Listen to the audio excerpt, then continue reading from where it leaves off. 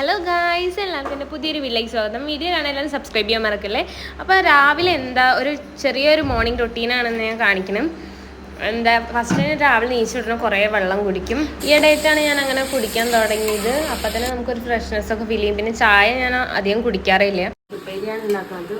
Already ചോറൊക്കെ റെഡിയാണ്. നമുക്ക് ഇന്നത്തെ മീൻ കൂട്ടാനും ഉണ്ട്. ഉപ്പേരിയൊക്കെ അടുപ്പത്തിട്ട് ഞാൻ പിന്നെ കുറച്ച് നേരം പുറത്ത് ഇങ്ങനെ വന്നിരുന്നു.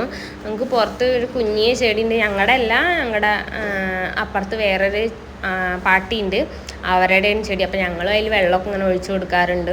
ഇതിപ്പോൾ എന്തോ മുളച്ച് വന്നിട്ട് എന്താ സംഭവം എന്ന് അറിയില്ല. വേഗം പോയി കുളിച്ചിട്ട് വരാം.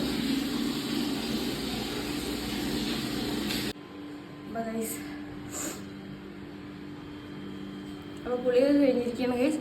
അപ്പം ഇനി പോയിട്ട് നമുക്ക് ഉപ്മാവൊക്കെ ഉണ്ടാക്കണം. ഞാൻ ഇങ്ങനെയൊക്കെ എളുപ്പപ്പണിക്ക് വേണ്ടിയിട്ട് ഇങ്ങനെയൊക്കെ തന്നെയാണ് ഉപ്മാവ് ഉണ്ടാക്കുക. കാരണം ഫസ്റ്റില്ലെങ്കിൽ വറക്കേണ്ടി വരും, അത് ഞാൻ ചെയ്യാറില്ല.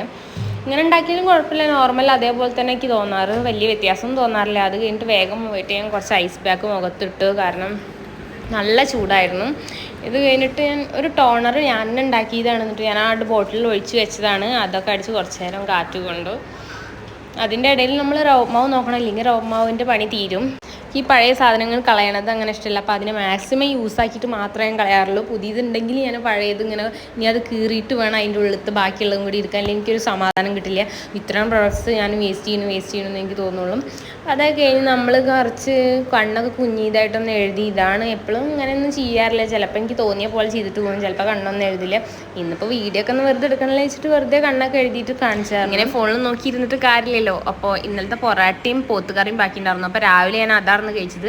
അത്ര ഹെൽത്തി ഒന്നും അല്ല എന്നൊക്കെ എനിക്കറിയാം. പക്ഷേ രാവിലെ ഞാനത് കഴിച്ചു, എനിക്കത് കഴിക്കാൻ തോന്നിയത്. അപ്പോൾ പിന്നെ പോണ വഴിയിൽ വേസ്റ്റും കളയാണ്ടായിരുന്നു.